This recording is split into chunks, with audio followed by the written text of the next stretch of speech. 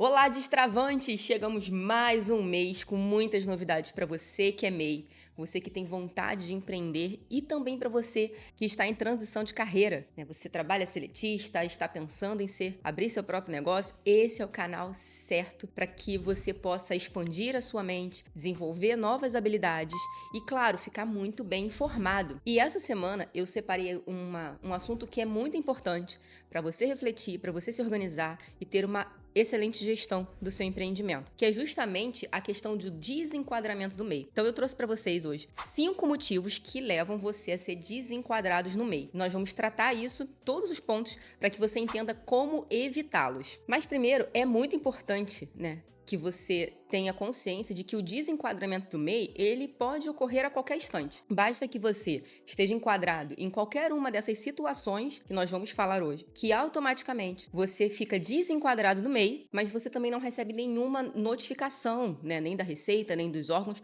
falando desse desenquadramento. Por isso é muito importante que você acompanhe o seu CNPJ periodicamente, tá? Então, se você não tem condições de fazer isso, que você contrate alguém ou terceirize esse serviço, mas é muito importante que você acompanhe o seu CNPJ. A primeira situação é exatamente as atividades. Caso você esteja exercendo uma atividade que não está mais permitida ao MEI, você é automaticamente desenquadrado. Isso acontece porque anualmente a lista de atividades que são permitidas ao MEI, elas são atualizadas. E algumas atividades são inseridas e outras são excluídas. Então, se você tem no seu CNPJ uma atividade e no próximo ano ela foi retirada dessa lista de permissão, você acaba ficando desenquadrado automaticamente do MEI. Só que você também não recebe nenhuma notificação, por isso que a gente traz esses vídeos de alerta, esse vídeo informativo, para que você tenha consciência disso e faça o acompanhamento. E como você fica sabendo se você ainda está dentro, né,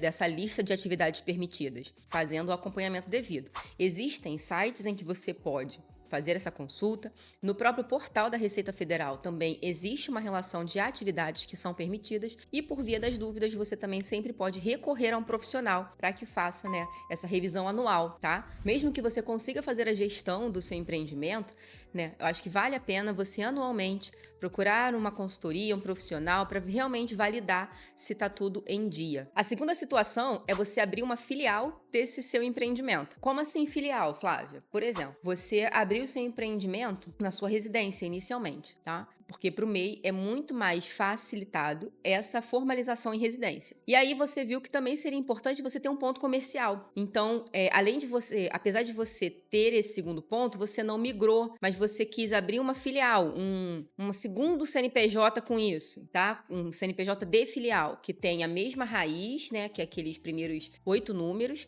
mas tem ali o final diferente, que isso também desenquadra automaticamente, tá? Porque o MEI ele foi feito para ser único, então você não pode ter filiais desse MEI. A terceira situação é você se tornar sócio ou participar de outro CNPJ. Isso também faz que você seja desenquadrado automaticamente do MEI. Porque o MEI, né, como o próprio nome diz, ele é um microempreendedor individual. Então, além de você não poder participar de outros CNPJs, seja ele uma outra empresa como sócio, ou até mesmo um CNPJ de organização religiosa, associação privada, nenhum tipo de CNPJ, você também, como diz na situação 4, não pode agregar sócios ao seu MEI, porque, como a gente falou aqui, ele é individual. Então, você não pode ter sócio. O MEI, ele até pode ter um funcionário registrado, mas sócio não.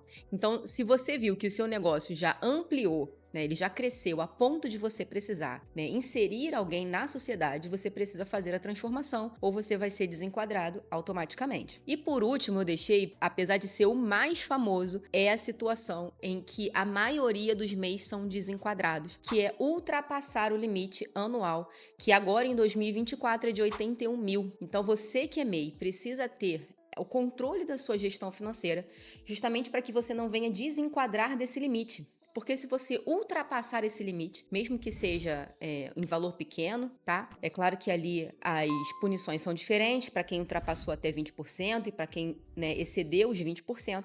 Mas independente disso, se você ultrapassar esse valor, você é automaticamente desenquadrado. Aí você vai me perguntar, Mas como que a Receita Federal sabe, Flávia, que eu desenquadrei? tem duas formas, tá, principais. A primeira é através das emissões de notas, e a segunda, através da declaração anual do MEI. Então, você precisa realmente ficar atento a essas 5 situações. Se você está acompanhando ali seu MEI, você vê que tem, né, alguma possibilidade de você entrar em alguma dessas, a orientação que eu posso te dar é procurar um profissional qualificado, tá? Para que você possa ter ali as instruções devidas, verificar o planejamento, se você vai migrar para uma nova empresa, né? Ou qualquer outra situação que você consiga, dentro da lei, se manter como MEI, tá? Mas é muito importante que você faça esse acompanhamento. E eu separei aqui também, né, 3 situações em que esse desenquadramento ele é obrigatório pela própria Receita Federal. O primeiro, que foi o que eu falei aqui, que é quando você ultrapassa, tá, o valor máximo de faturamento. É um desenquadramento obrigatório. O segundo, quando você não atende mais às condições exigidas para ser um MEI, que é basicamente o que a gente falou, né? Ter apenas um funcionário registrado, não ter sócio e estar dentro das atividades permitidas, dentre as outras. E o terceiro é quando você é excluído do sistema do Simples Nacional, seja por pendências de débito, tá? Ou alguma coisa cadastral, enfim. Qualquer situação que vá te excluir do Simples Nacional, automaticamente você é desenquadrado pelo MEI, pela própria Receita Federal.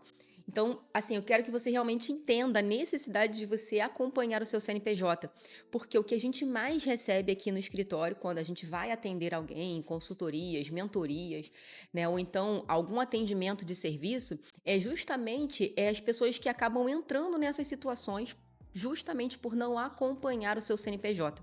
Então, o nosso alerta do Destrava é esse. O MEI, ele é uma excelente oportunidade para você que quer começar o seu negócio, não sabe ainda, né, a rotina de uma empresa, está a vida inteira na CLT e você quer começar a pegar essa rotina de empresário, de empreendedor.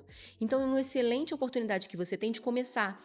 Começa mais simplificado, porque o registro é simplificado, as obrigações acessórias são simplificadas, mas como todo bom, né, empreendedor de sucesso, você precisa ter ali a gestão do seu negócio, você precisa ter o controle do seu negócio para fazê-lo crescer.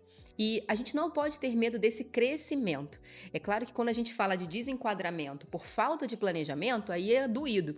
Mas quando a gente está falando de um crescimento saudável, bem acompanhado e um crescimento realmente sólido, é claro que a gente fica muito feliz, né, quando a gente precisa fazer esse desenquadramento, né? E se tornar ali uma empresa no Simples Nacional, uma microempresa, uma empresa de pequeno porte. Então existe essa diferença sem penalidade. E é claro que isso você só consegue através de acompanhamento.